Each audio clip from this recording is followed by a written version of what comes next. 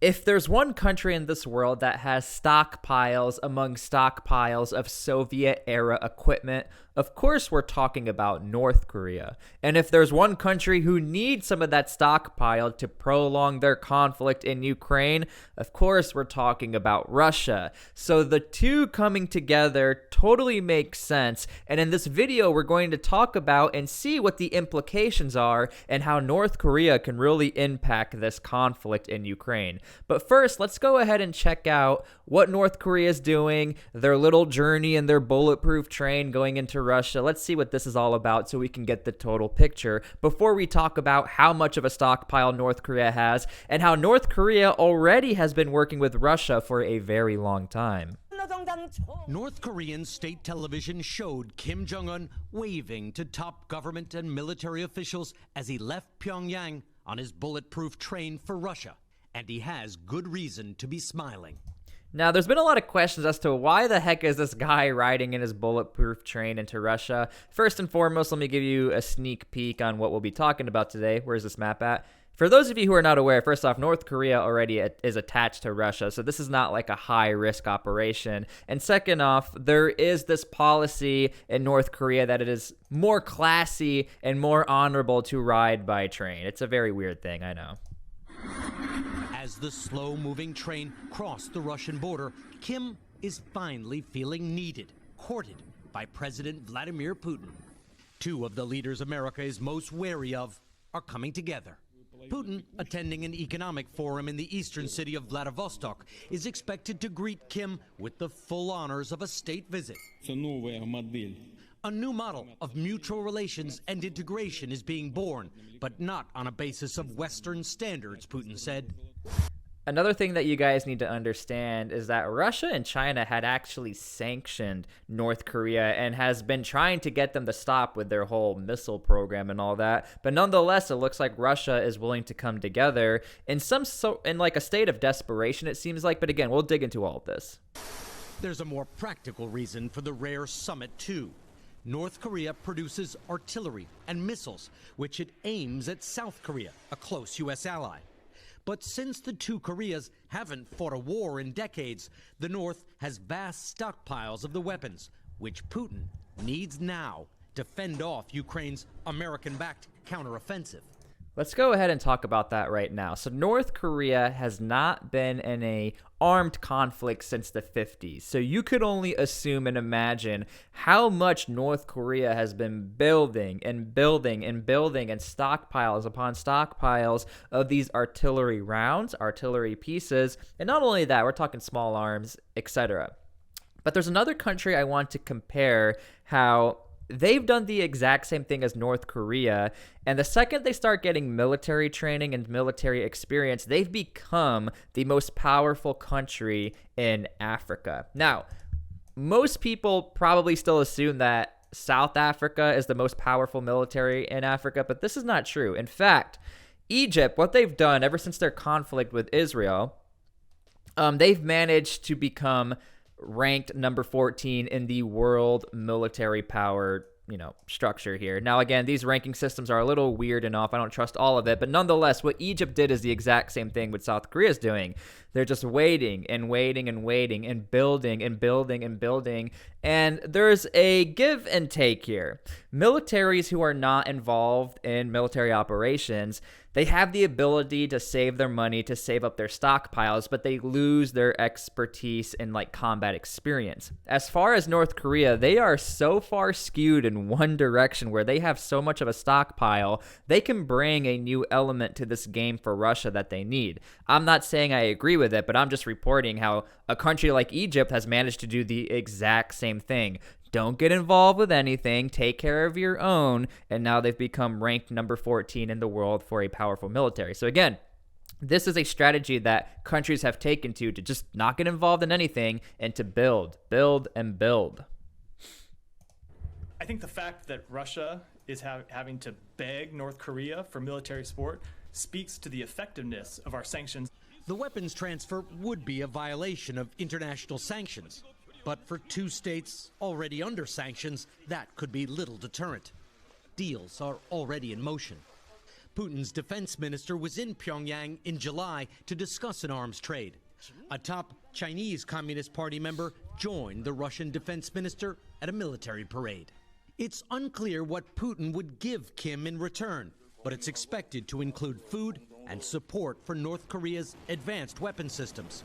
Okay, so let's go ahead and talk about how this might affect, where's my China? See, when we do this live, I might click the wrong graph. Now, the relationship between China and North Korea has been a very interesting one because China doesn't necessarily totally support everything North Korea does, but China can't do a damn thing about North Korea. They need North Korea to be totally insane and to stay put. And I'll get into that in a second because, we'll just do that now. Why not? North Korea shares a border with China, and the last thing China needs is a country to be right on their border who they're not friends with. And again, North Korea and China, they're not necessarily the best of friends, but the right people in North Korea are friends with China, the heads of state in North Korea.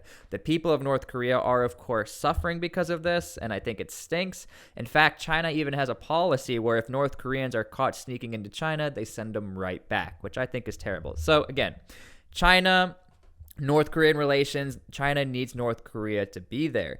But the other thing that's interesting about this new relationship and partner with President Putin is that this is the first time that North Korea will now have a partner that's on even terms. They're both hated by the world. They both have sanctions. And North Korea now doesn't have to rely on China for anything, because what you have to understand is that North Korea is almost in this puppet situation where they really have to do anything China says because they are their number one economic partner and their number one backer and supporter in whatever they do. There's no other country in the world who is willing to even take the time to go into North Korea and even try to attempt to calm the situation in there because it's almost impossible. So again, understand this. This is a massive step and move for North Korea, and I don't think this is a great thing for China. I don't think they like this because now, hey, whoa.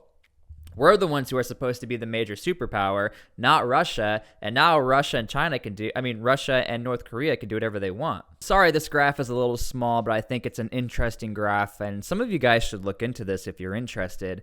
North Korea also has citizens who work within Russia. They actually skip over China, work straight into Russia. They work in their mineral industries. They work with logging, a lot of different aspects within Russia. And Russia has a deal with North Korea where North Korea can take back some of the supplies, and then they do a split or a cut with Russia. So essentially, Russia is getting absolutely free labor from North Korea to be working in Russia. So there's already a relationship and a trusted workforce where North Koreans will go into Russia, and not all of them run away. A lot of them actually end up staying. Now, I advise you guys go to the YouTube channel or the publication Vice. I know they can be a little wishy-washy with some topics, but in this topic, Vice does a really good documentary where they actually go into the work camps and they drink a beer with the North Koreans, and they say they don't run away. They just hang out, they do their job, and they come back to North Korea. In fact, it's a highly coveted job for the North Koreans. So again, there is already a relationship amongst Russia and North Korea to do this work camp situation. So if North Korea doesn't necessarily get involved boots on the ground with their military, they still get involved boots on the ground within Russia to help boost the workforce in Russia. And that leads me to my next point. It wouldn't be out of the question for North Korea to actually send troops to put boots on the ground in Ukraine. The only issue is the way that Russia operates and standardization. It would be a very, very difficult task because Russia already had some issues with dealing with PMC groups like Wagner and other groups to actually work together and work in a standardized way to push towards an objective within Ukraine, which is good for Ukraine. However, North Korea can find themselves in a very beneficial thing where they can get involved with this conflict in Ukraine. I hope they don't do this. I'm just trying to point out, and we need to make sure we point this out, that North Korea can now get some combat experience, which would be extremely valuable for the rest of their ranks within North Korea. This is a tactic the United States would do, where they're just sending vast amount of troops into Afghanistan, around the world, deploying everywhere. And that's why the United States is so good at their job, the U.S. military, is because you have so much combat experience. You have so many stories from the front line. Everybody collaborates together, and you form these combat policies that have been known to work. This has been happening since the Vietnam War. We still use policies in the U.S. military from the Vietnam War because we know it works.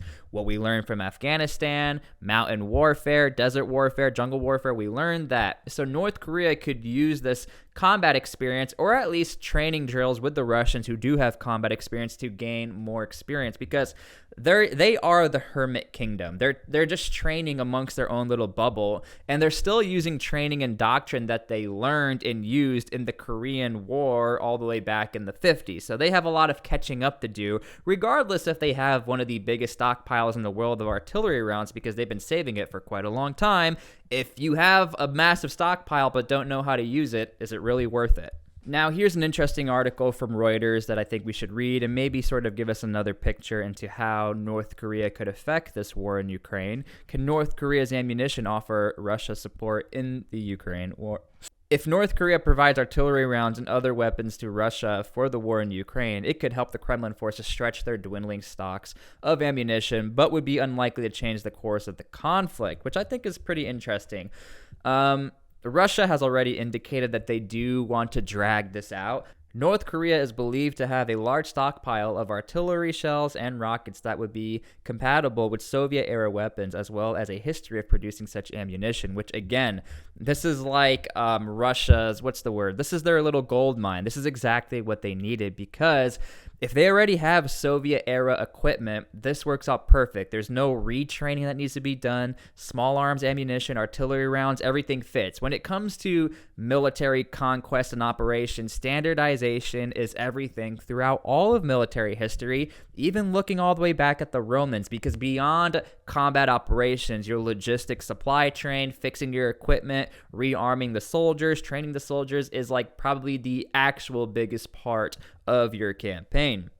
The size of these stores and its degradation over time is less clear. So, of course, we know that over time, these rounds, they fall apart, they start to rust. So we don't know exactly how much they have. We could only assume they have a lot, considering the entire military and the Hermit Kingdom is all about, military operations, because eventually they want to take back all of Korea. So again, ultimately, this could really shake things up, and I think is a new wild card many people did not expect. But when you really start to look into the relationship between Russia and North Korea, even though it wasn't the best relationship, there was still a relationship there. And we know that Russia is using any opportunity around the world, even all the way as far as Africa, to bring troops in, to bring supplies in, to bring anything, even if it's just support, even if you just acknowledge that, hey, Russia's doing the right thing, which I don't think they are. Then Russia's okay with that. You are a partner. You are an ally. Again, North Korea is the absolute perfect ally for Russia, because what are you going to do? Sanction North Korea? They're already sanctioned. So they're not bothered by it. Unfortunately, the population of North Korea are the ones who really suffer. The ones who benefit are the ones at the top. Now, what's really going to be interesting to me is how this may affect relationships between China and Russia, because China's like, whoa, this is our guy here, and you're working with them?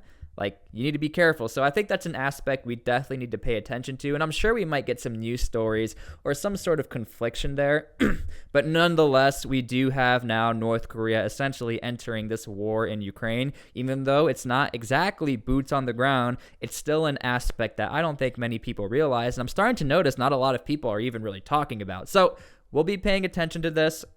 It's going to be very interesting to see if North Korea and Russia actually perform some military drills. That'll be extremely telling, because North Korea hasn't been able to do that other than with China in a long time. That'll be a very big deal for them. And of course, the rest of the world now will have to be watching North Korea, as long as the United States, because I don't think we should be making fun of North Korea. I think we should be taking them very serious, because look, they're slowly getting there. They're getting there to where they're actually becoming a military force we really need to be careful about and to pay attention to.